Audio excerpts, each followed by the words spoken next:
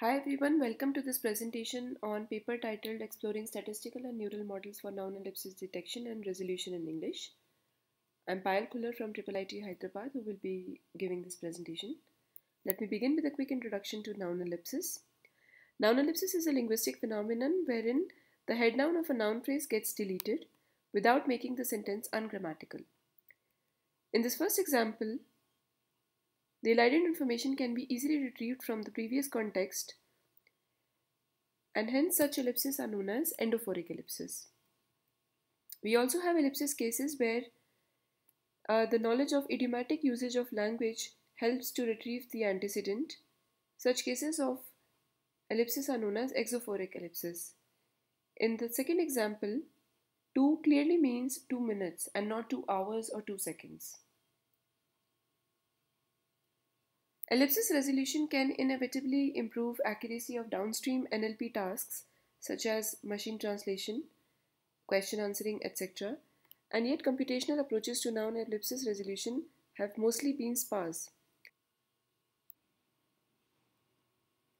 Ellipsis is in general a less studied problem in computational linguistics. It is deemed as a hard NLP task. The problem is also that there are limited resources for the study of ellipsis phenomenon.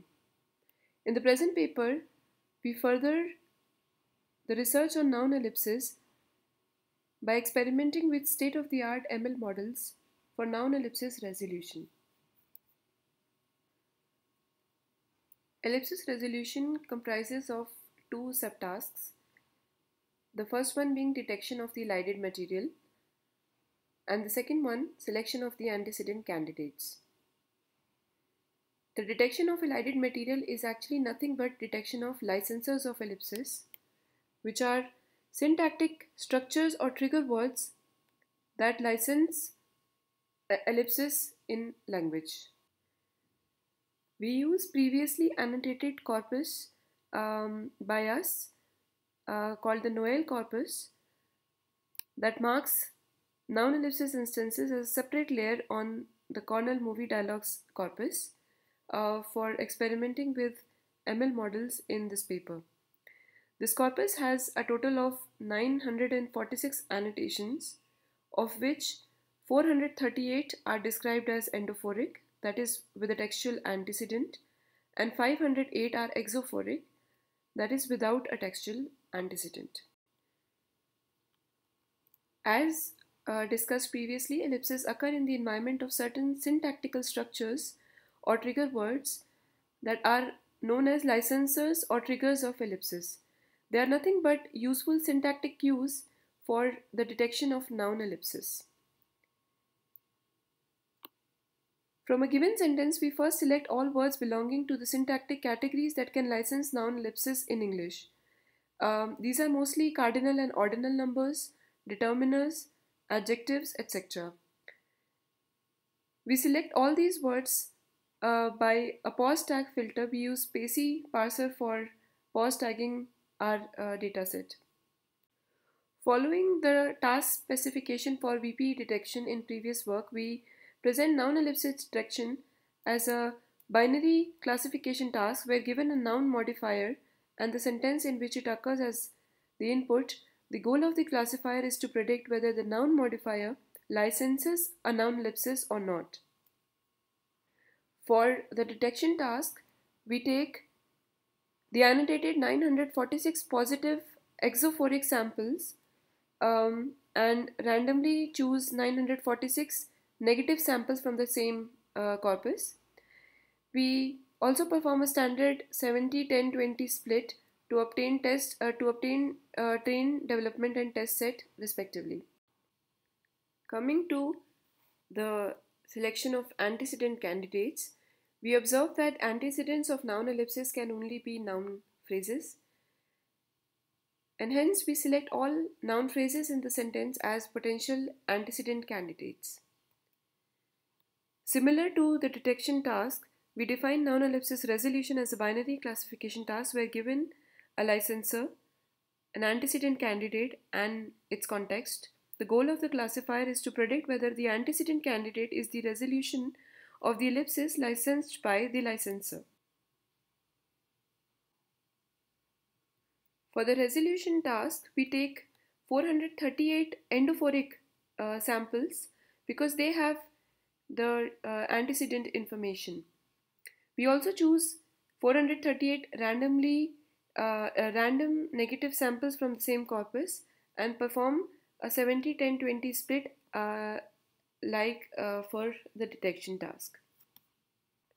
We experiment with both statistical and contextualized word embeddings for this task. For the former, we choose pre-trained fasttext embeddings, and for the latter, we choose pre-trained BERT embeddings from the BERT base uncased word piece model for English. For fasttext, we take pre-trained fasttext word embeddings for the noun modifier and the sentence in which it is present, and some pool to obtain a single vector that we use to train our classifiers.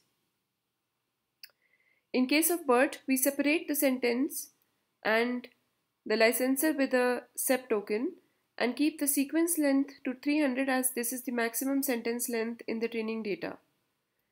The CLS output of the BERT model is fed into different classifiers for making a classification decision. For each model, we additionally experiment with manual syntactic features as proposed in previous research. So we take pause tags for the current word, the previous and the following 3 words, as well as the previous and following sequence of words up to 3 words. This we call as the syntactic features. We also use rules features proposed by us in the previous paper for the detection task, and cosine similarity between the antecedent phrase and the elided phrase for the resolution task.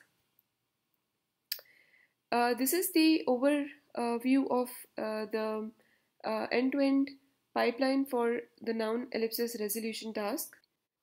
As you can see, for a given sentence, we first obtain the tokens and pause tags and filter out potential licensors. We then feed these licensors and their context representations as obtained from fasttext and BERT separately into different classifiers. We choose naive Bayes and linear SVM as our state-of-the-art statistical models, and a simple multi-layer perceptron and a bidirectional long short-term memory network as our state-of-the-art neural network.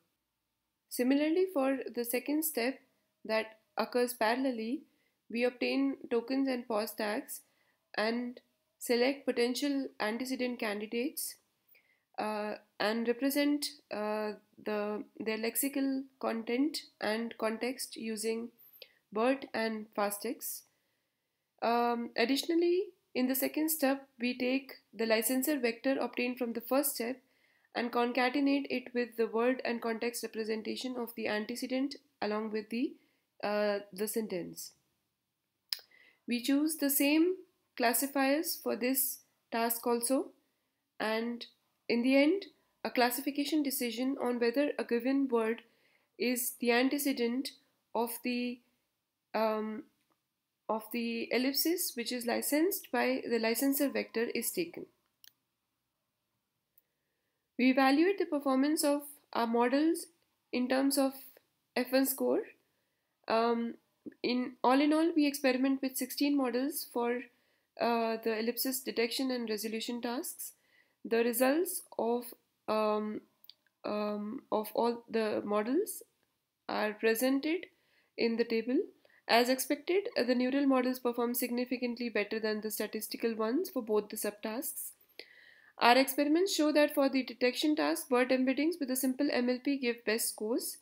This is expected because BERT currently provides the most powerful contextual word representations using 12 separate attention mechanisms for each layer, where at each layer each token can focus on 12 distinct aspects of other tokens. BERT with MLP model is robust and efficiently makes generalizations on the syntactic and semantic dependency between the elided noun and the pre-modifiers and modifiers, which are basically the licensor words. For the resolution task, however, we notice that bialestiums work better than MLP. Unlike MLPs, bialestiums take into consideration left to right and right to left context, capturing long range dependencies in a sentence, and hence they are better suited for handling resolution of a cohesive discourse device such as ellipsis, where the distance between elided phrase and antecedent can be several words. The sufficient neurons in the hidden layer with the sigmoidal function ensures the MLP approximate non-linear relationship between the input and output, but they are not innately designed to capture temporal relationships within a sentence. Hence, although they perform well for a task like detection that needs local information, they are outperformed by bialestiums on the resolution task that requires capturing a deeper relationship between the antecedent and the elided noun. We also note that manual features which are added along with the word and context representation boost results greatly for all models. They are represented by the plus f in this table. This just shows that ellipsis is a syntactically constrained phenomenon. Finally, our model improves the F1 score of the detection task by 16.55% and the resolution task by 14.97%. That would be all. Thank you so much, everyone.